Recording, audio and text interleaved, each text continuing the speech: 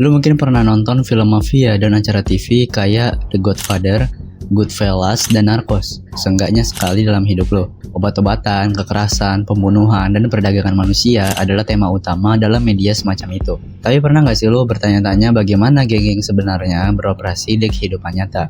Apakah mereka seindah dan sebermartabat seperti yang kita lihat di layar? Dengan sebanyak 90% dari kejahatan kekerasan di kota-kota Amerika Serikat yang dikaitkan dengan aktivitas geng, jangan salah paham, kejahatan terorganisir adalah pekerjaan yang brutal dan mematikan. Di video kali ini, gue bakal nge-explore sisi gelap dari geng-geng paling berbahaya di dunia.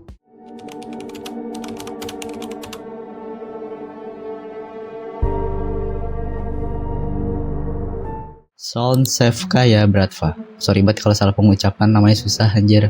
Lu tahu sebuah geng benar-benar berbahaya ketika itu ditakuti oleh orang Rusia. Orang Rusia bro, orang-orang paling brutal, paling nekat anjing. Meme-nya lu pernah lihat gak? Siapa yang kita bicarakan? Gak lain adalah Solntsevskaya Bratva. Jika lu menonton serial Hit Arrow, maka lu mungkin udah punya gambaran tentang sindikat kejahatan terorganisir Rusia ini. Diberi nama dari distrik Solntsev di Moskow, Solntsevskaya Bratva didirikan pada tahun 1980-an oleh Sergei Mikhailov, seorang mantan pelayan yang pernah menjalani hukuman penjara karena penipuan. Jelas tanda bahwa orang ini gak keberatan terlibat dalam kejahatan. Solntsevskaya Bratva terkenal sebagai salah satu geng kriminal terbesar di dunia, dan untuk alasan yang baik. Menurut survei pada tahun 2008 yang dilaporkan oleh Daily Record, ini adalah salah satu geng terburuk di dunia, dengan aktivitas kriminal termasuk tetapi nggak terbatas pada pemerasan, perdagangan narkoba, pencurian mobil, pencuri seni, karya-karya seni gitu, pencucian uang, pembunuhan berencana, perdagangan senjata, perdagangan bahan nuklir, prostitusi, dan perdagangan minyak. Catatan yang sangat buruk bahkan untuk penjahat keras seperti orang-orang Bratva ini. Bagaimanapun, geng ini perlahan tapi pasti naik ke tampuk kekuasaan setelah jatuhnya Uni Soviet, menyebabkan kejahatan berkembang pesat seperti wabah di Moskow. Awalnya mereka adalah geng kecil yang merekrut para pemuda pengangguran yang keras dan brutal sebagai prajurit kaki. Bratva juga memanfaatkan Jamal Khashoggi, seorang pencuri dalam hukum, untuk memperkuat reputasi menakutkan mereka di kalangan penjahat mapan. Selama tahun 90-an, Solntsevskaya Bratva menyusup ke sektor perbankan yang memungkinkan mereka untuk mencuri uang lebih efisien dan juga menjalin hubungan dengan kelas oligarki Rusia yang baru. Menurut skandal WikiLeaks tahun 2010, geng yang menakutkan ini masih menjalankan operasi pemerasan di bawah perlindungan kuat Badan Intelijen Rusia, FSB.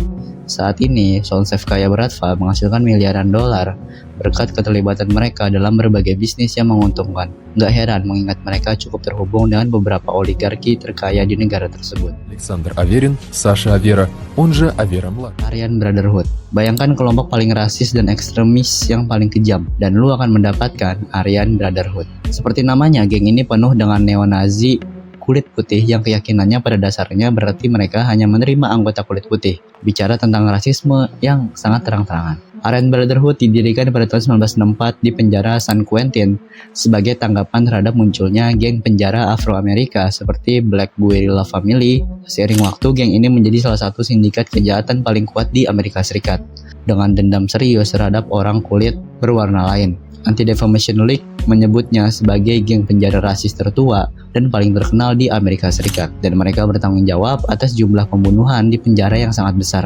meskipun hanya mencakup sebagian kecil dari populasi penjara Amerika Serikat. Karena ini adalah geng penjara yang sebagian besar beroperasi dari balik jeruji, Aryan Brotherhood terdiri dari sekitar 15.000 hingga 20.000 anggota, baik di dalam maupun di luar penjara. Tetapi jumlah itu udah cukup untuk menghancurkan dan melukis sel-sel penjara dengan darah. Dengan lebih dari 25% dari semua pembunuhan di penjara, gak heran jika Aryan Brotherhood ini sangat terkenal karena kekerasan brutal di dalam penjara. Faktanya, warga sering meremehkan pengaruh dan kekuatan mereka.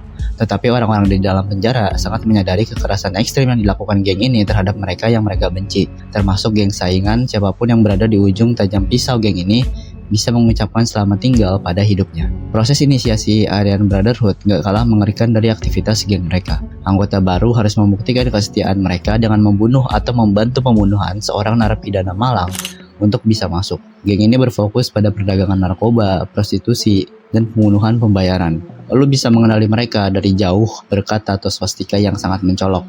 Gak bercanda bro, penjahat ini sangat serius tentang gaya hidup neo-nazinya. Dan sekali lu bergabung, lu gak ada jalan keluar kecuali kematian.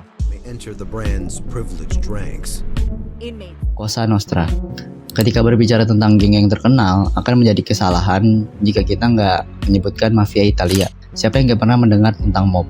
Jika lo penggemar Scorsese dan De Niro, lo pasti udah tahu sedikit tentang mafia Sisilia yang juga dikenal sebagai Cosa Nostra. Mafia Italia ini adalah salah satu sindikat kejahatan tertua di dunia yang berasal dari Sisilia, Italia, dan sudah ada sejak abad ke-19. Cosa Nostra dianggap sebagai ancaman kriminal terbesar bagi masyarakat Amerika. Cosa Nostra dapat diterjemahkan sebagai hal milik kita atau hal kita dalam bahasa Inggris, dan anggotanya menyebut diri mereka Men of Honor. Namun publik mungkin akan nggak setuju. Lebih umum geng ini disebut sebagai mafiosi oleh masyarakat. Cosa Nostra terdiri dari asosiasi longgar dari geng-geng kriminal yang berbagi kode etik dan kehormatan yang sama, serta menampilkan diri di hadapan publik dengan gambaran yang sama. Berbagi keluarga atau koskas ini berdedikasi untuk hidup dalam kejahatan, termasuk pemerasan, perdagangan narkoba, pembunuhan, peminjaman uang dengan bunga tinggi, penyerangan, penyeludupan, terorisme, perjudian ilegal, prostitusi, pencurian, pencucian uang, perdagangan senjata, penipuan, pencurian barang, penculikan, dan perampokan. Gak heran jika FBI sangat membenci mereka dengan penuh semangat. Mereka juga sangat loyal satu sama lain dan melindungi keluarga mereka dengan segala cara. Barangkali langkah kekuatan mereka yang paling signifikan adalah pijakan kuat mereka di dalam pemerintahan Italia dan aliansi gak suci dengan politisi korup yang sangat membantu mereka dalam memperluas pengaruh mereka secara internasional. Contohnya Giulio Andreotti, mantan Perdana Menteri Italia 7 kali, memiliki hubungan terbukti dengan mafia Italia. Kembali ke tahun 1861 saat unifikasi Italia, pemerintah Italia sebenarnya bergantung pada mafiosi untuk mengendalikan pemerintah Sisilia. Itu seperti membuat kesepakatan dengan iblis. Bagaimanapun juga, Cosa Nostra masih aktif hingga kini dan terus melakukan kegiatan kriminal. Geng ini mencakup beberapa keluarga terkenal termasuk klan Genovese, Bonanno, Gambino, Colombo, dan Lucchese yang di video sebelumnya tuh udah pernah gue bahas ya bos-bosnya.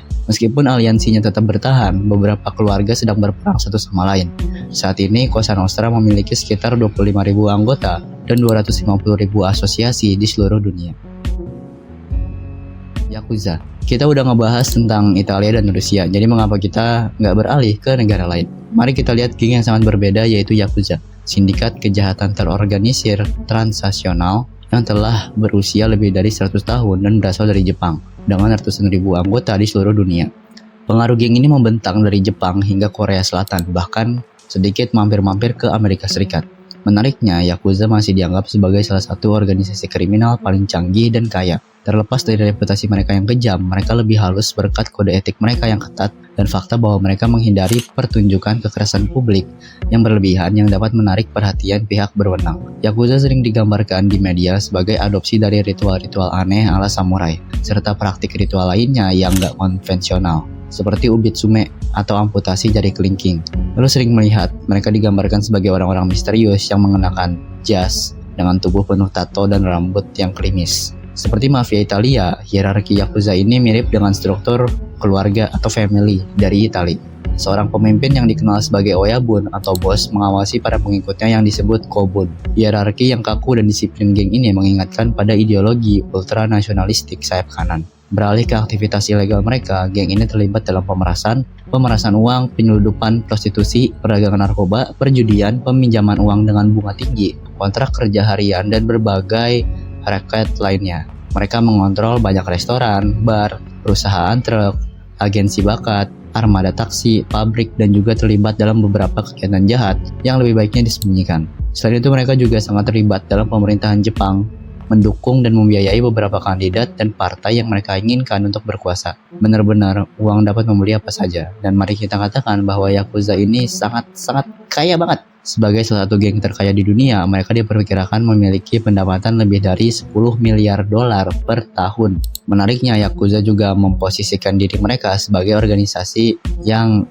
kesatria gitu ya, kayak agak elegan lah gitu. Meskipun dengan perbuatan yang dipertanyakan, mereka mencoba memproyeksikan citra yang lebih lembut, menunjukkan diri mereka sebagai dermawan. Contohnya, geng ini dikenal melakukan tindakan amal seperti menyumbangkan dan mengirimkan bantuan kepada para korban gempa bumi Kobe tahun 1995 dan gempa serta tsunami tahun 2011 di Jepang. Siapa bilang kriminal gak punya hati? Ini sedekah kok. Tapi hal itu gak berarti aman untuk berada di jalur mereka. Kekayaan dan kekuasaan yang mereka miliki membuat mereka sangat berbahaya bagi siapapun yang berani menentang mereka. Terlepas dari sikap sopan mereka dan sebagian besar kejahatan kerah putih seperti penyuapan, penting untuk diingat bahwa mereka nggak akan ragu untuk meledakkan kepala lu jika lu ganggu mereka.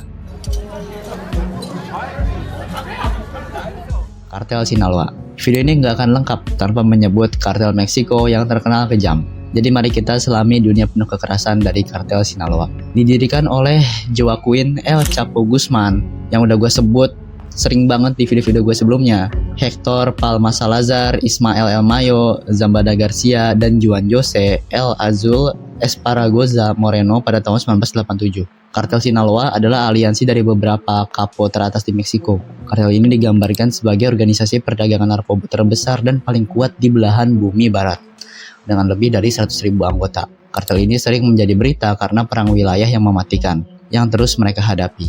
Geng ini terlibat dalam berbagai aktivitas kriminal seperti perdagangan narkoba, pembuatan fentanyl atau narkoba, pencucian uang, perdagangan senjata, penyeludupan manusia, pembunuhan, penculikan, dan penyuapan. Mereka bergantung pada koneksi di tingkat tertinggi serta orang-orang korup di kepolisian federal dan militer untuk melindungi mereka dan membantu mereka mengalahkan rival-rivalnya. Akibatnya, sebagian besar wilayah Meksiko telah menjadi nggak dapat dihuni bagi penduduk lokal yang miskin. Karena yang pasti bakal keseret sama kerjaan mereka gitu kan. Kartel Sinaloa nggak takut terhadap dampak hukum karena hubungan politik mereka. Itulah sebabnya mereka sering memposting video pembunuhan mereka secara online untuk menakut-nakuti rival. Sayangnya mereka secara langsung atau nggak langsung bertanggung jawab atas kematian puluhan ribu orang. Bahkan salah satu perang wilayah mereka dengan kartel Juarez untuk menguasai rute penyeludupan Ciudad Juarez itu menyebabkan kematian antara 5.000 hingga 12.000 orang. Tapi banyak orang naif yang berasumsi bahwa kartel Meksiko hanya beroperasi di antara Amerika Serikat dan Meksiko. Faktanya, meskipun Breaking Bad mungkin seru gitu ya buat ditonton, itu bukan cara terbaik untuk memahami pengaruh geng Meksiko. Meskipun kartel Sinaloa berhasil menyusup ke pemerintah federal di Amerika Serikat dan Meksiko, pengaruh kelam mereka sebenarnya mencapai berbagai belahan dunia. Saat ini, kartel tersebut memiliki 60% dari perdagangan narkoba di antara Amerika Serikat dan Meksiko. Tetapi mereka juga menghasilkan miliaran dari pasar narkoba di negara-negara tetangga, bahkan hingga ke Rusia dan Australia. Gila bro, ke Australia gue jadi ngeri, mepet-mepet ke Indonesia anjing. Jadi takut gue bikin video kartel-kartel cok. Oke, itulah dia untuk video gue kali ini. Kalau kalian suka jangan lupa like, comment, share, dan subscribe. Tadi gue udah ngebahas soal geng-geng paling berbahaya di dunia. Yang biasanya gue fokus ngebahas geng-geng atau kartel-kartel yang ada di Meksiko aja. Di sini gue coba untuk melebarkan ke negara-negara lain juga. Walaupun akhirnya ya gue juga nge-mention salah satu kartel gitu ya. Gimana menurut kalian? Kalau kalian suka jangan lupa like, comment, share, dan juga subscribe. Sampai jumpa lagi di video berikutnya. Dadah.